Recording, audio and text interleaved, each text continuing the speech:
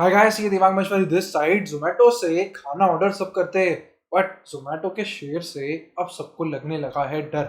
Simple सा reason ये है कि जो स्टॉक 170 रुपए का था, अब वो स्टॉक गिरकर अराउंड 75 रुपीज का हो गया है। टॉप से देखे अगर हम तो 55% तक का डिक्लाइन यहाँ पे देखने को मिला है। दो इंपॉर्टेंट चीजें हैं जो यहाँ पे समझने की। एक, क्या हो रहा है जोमेटो में कि स्टॉक इतना करेक्ट हो गया है, और दूसरा, क्या स्टॉक को अभी एवरेज करना चाहिए। इस वीडियो में मैं आपको एवरेजिंग के बारे में भी कुछ नॉलेज शेयर करूंगा, जिसको आप किसी भी स्टॉक पे फ्यूचर में लगा सकते हैं, और आपको एक बड़े ड्रॉडाउन से वो स्टेप जो है, वो जो नॉलेज है, वो एक बड़े ड्रॉडाउन से आपको बचा सकता है। इसलिए वीडियो को पूरा देखिएगा, स्किप मत करिएगा। आपको कुछ नॉलेजेबल हो सकता है इस वीडियो से मिल जाए। चलिए शुरू करते हैं। सबसे पहले स्क्रीन शेयर करता हूँ, जोमेटो के थोड़े फंडामेंटल्स देखते हैं, फिर टेक्निकल चार्ट पर जाते हैं, देखते हैं क्या वो ऐसा की पॉइंट हो सकता है, और थर्ड बात करते हैं हम एवरेजिंग के बारे में। चलिए इसके कुछ फंडामेंटल डिस्कस करते हैं। कंपनी के मार्केट कैप की बात करें तो कंपनी का मार्केट कैप है 59,000 करोड़। कंपनी की आरओसी की बात करें तो -11%, आरओई -12%। अगर हम देखें कंपनी का डेट इक्विटी रेशो, तो कंपनी नेट कैश है, जो कि इन सारे फंडामेंटल पैरामीटर में सिर्फ एक ही चीज अच्छी है, वो ये कि कंपनी डेट फ्री है। अगर हम रिटर्न रेशो देखें, नेगेटिव रिटर्न रेशो, यानी कि यहाँ पे सिंपल कंपनी जो है वो एक लॉस मेकिंग कंपनी है। और अगर हम इनके फाइनेंशियल देखें पिछले कुछ सालों के, तो हमको दिख रहा है कि कंपनी हर साल लगभग नुकसान ही करती आई है और कुछ नहीं।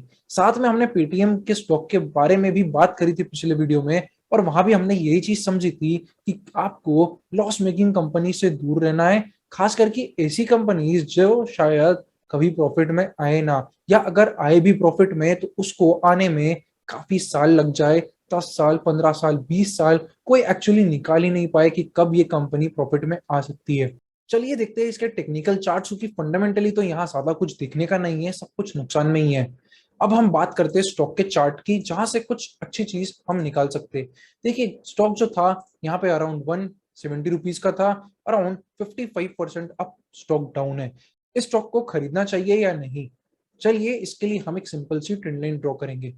यहाँ से अगर मैं एक ट्रेंड लाइन ड्रॉ करता हूँ इन मल्टीपल पॉइंट्स को कनेक्ट करते हुए, तो ये एक ऐसा ट्रेंड लाइन बन जाएगा जहां पे हमको फर्स्ट तीन सपोर्ट्स है, तीन टच पॉइंट्स है रेदर आई वुड से। और अगर इस ट्रेंड लाइन के ऊपर ये स्टॉक आता है, तो यहाँ पे हम बोलेंगे कि कंपनी ट्रेंड जो है वो हो सकता है ट्रेंड चेंज कर रही हो। इसके नीचे सारा एक्शन आपको इग्नोर करना है, क्योंकि स्टॉक एक कंप्लीट डाउन ट्रेंड में। अगर आप 10 day moving average, 20 day, 50 day को देखेंगे, तो आपको क्लियरली दिख रहा है कि हर बार ये 10 डे मूविंग एवरेज एक रेजिस्टेंस की तरह एक्ट कर रहा है। यहाँ पे भी कोशिश करी, नीचे आया, 3 से 4 बार यहाँ पे हो गया है।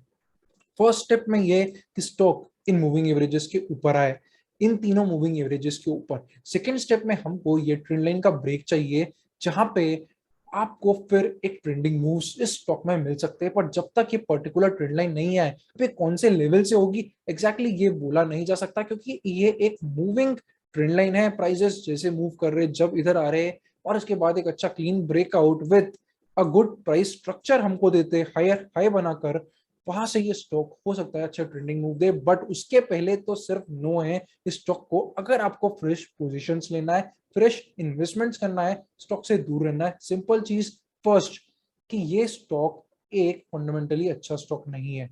दूसरा, अभी जो ट्रेंड चल रही है वो ट्रेंड पूरी नेगेटिव है। इस नेगेटिव ट्रेंड के बीच में हो सकता है आपको कुछ अपसाइड भी मिले, जैसे कि हो सकता है स्टॉक यहाँ से यहाँ चले जाए। तो आपको समझना है कि वाइडर ट्रेंड नेगेटिव है, उसके बीच में सिर्फ एक टेक्निकल बाउंस है जो आ रहा है। प्राइमरी ट्रेंड उससे चेंज नहीं होती। प्राइमरी ट्रेंड तभी चेंज होगी जब, जैसा कि मैंने आपको तीन चीजें बताई, वो तीन चीज होगी। अब बात करते हैं क्या स्टॉक को एवरेज करना चाहिए कि नहीं। सबसे पहली चीज, हर स्टॉक जो कि फॉल होता है उससे ज्यादा रिटर्न आपको चाहिए सिर्फ ब्रेक इवन आने पे। इस चार्ट से पर्टिकुलरली समझिए, अगर आपका स्टॉक 10% गिरता है तो आपको 11% तक का अपसाइड अप चाहिए। अगर आपका स्टॉक 50% गिर जाता है, इसका मतलब ये कि अब आपको एक स्टॉक, आपका स्टॉक डबल होगा, तब जाके आप ब्रेक इवन पे पहुंचेंगे। इसीलिए एक इम्पॉर्टेंट चीज़ इससे हमें समझ में आती है कि हमें लॉसेस को कंट्रोल करना सीखना चाहिए। लॉस हमेशा कंट्रोल में होना चाहिए, कभी भी ऐसा नहीं कि 40% 50% तक हो जाए, क्योंकि उसके बाद आपको बहुत बहुत ज़्यादा रिटर्न चाहिए। फॉर एग्जांपल अगर कोई स्टॉक 90% तक आपका डिक्लाइन हो गया, इसका मतलब अब आपको 10 बैगर चाहिए। स्टॉक जो है वो 10 टाइम्स होना चाहिए वहाँ से। आप सोचिएगा ढंग से, कितने ऐसे स्टॉक है आपने आपकी लाइफ में फाइंड आउट करे जो कि 10 टाइम्स हो गए या जो डबल हो गए, ट्रिपल हो गए, तो आपको प्रोबेबिलिटी समझ में आएगी कि अब क्या चीज़ आपने गलत करी है स्टॉक में। सेकेंड चीज़ एवरेजिंग के बारे में। देखिए एवरेजिंग है ना, हमेशा से एक मिसअंडरस्टूड कॉन्सेप्ट रहा है। एवरेजिंग करना भी चाहिए और एवरेज डाउन नहीं भी करना चाहिए। क्या मतलब, दोनों चीज़ें कैसे होगी? देखिए सबसे पहले अगर आप एक इन्वेस्टर है तो आपको एवरेज आउट करना चाहिए, बट सिर्फ उन्हीं स्टॉक्स में जहां फंडामेंटल रिबाउंड होने के अच्छे चांसेस है, जहां पे कंपनी फंडामेंटली अच्छा कर रही है। एक तो साल हो सकता है कुछ बेकार गए हो, पूरा सेक्टर अगर देखें तो सेक्टर भी पॉजिटिव है, वहां पर ही आपको एवरेज डाउन करना चाहिए, जहाँ कोई गवर्नेंस प्रॉब्लम भी नहीं हो, कोई डेट की प्रॉब्लम भी नहीं हो, कोई फंडामेंटली बहुत ऐसी लाइफ चेंजिंग या कंपनी चेंजिंग प्रॉब्लम नहीं हो।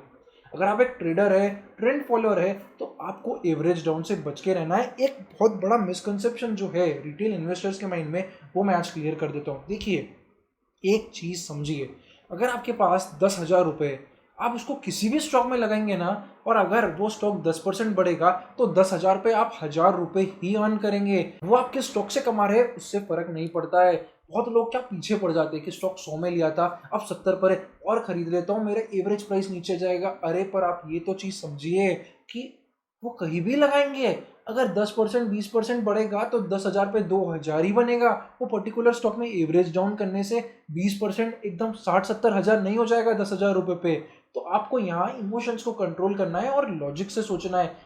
वजह है कि मैं उस कंपनी में ही एवरेज करूं, क्योंकि एक बार आप हाई प्राइस पे खरीद चुके हैं, उसका मतलब सीधे ये निकल रहा है कि आप फर्स्ट टाइम, आपकी जो टाइमिंग थी, कि आपका जो भी एनालिसिस था वो गलत है, तभी स्टॉक 30-40% गिरा। दूसरी बार आप वापस से उस स्टॉक में खरीद कर हो सकता है एक गलती कर दे, इसलिए आपको अब इतने सारे स्टॉक्स है, इतनी सारी कंपनीज है, इतने सारे स्टॉक्स है जो ट्रेंड हो रहे हैं, आप उस 10,000 को वो एवरेज डाउन करने से बजाय आप कोई नए स्टॉक में लगा सकते हैं। फॉर एग्जांपल आपने एक स्टॉक था, आप उसको एवरेज डाउन करने की जगह आपने वाई स्टॉक में पैसा लगाया, वाई स्टॉक भी 20% बढ़ गया, वो एक स्टॉक भी 20% बढ़ गया। फर्क क्या पड़ा? पैसा तो आपका 20% बढ़ा ना। वो एक से बढ़ाओ, वाई से बढ़ाओ, जेड से बढ़ाओ या ए बी सी, इस बात से आपको फर्क नहीं पड़ना चाहिए। और यही सबसे बड़ी मिसकंसेप्शन है, लोग जो है वो स्टॉक के पीछे पड़ जाते हैं। मैं तो इस स्टॉक से ही पैसे कमाऊंगा, मुझे तो यही एवरेज करना है, मुझे येस बैंक ही लेना है, मुझे पेटीएम ही लेना है। अरे आप कहीं भी लगाइए पैसा, पैसा बढ़ना चाहिए। ये आपका मेन गोल होना चाहिए स्टॉक मार्केट से। उम्मीद करता हूँ आपको वीडियो अच्छा लगा है। कमेंट जरूर करिएगा कि आप जोमेटो के साथ क्या कर रहे हैं। साथ में ही अगर आपको वीडियो अच्छा लगा है तो हमारे टेलीग्राम फ्री ओनली चैनल भी ज्वाइन कर सकते हैं, जहाँ हमने ऑलरेडी वार्निंग दी थी जोमेटो के बारे में भी, पेटीएम के बारे में भी। हो सकता है आपको कुछ ना कुछ बेनिफिट वहाँ से जरूर मिल जाए। तो मिलते हैं फिर से अगले वीडियो में। Thank you for watching. C A Divyang Maheshwari.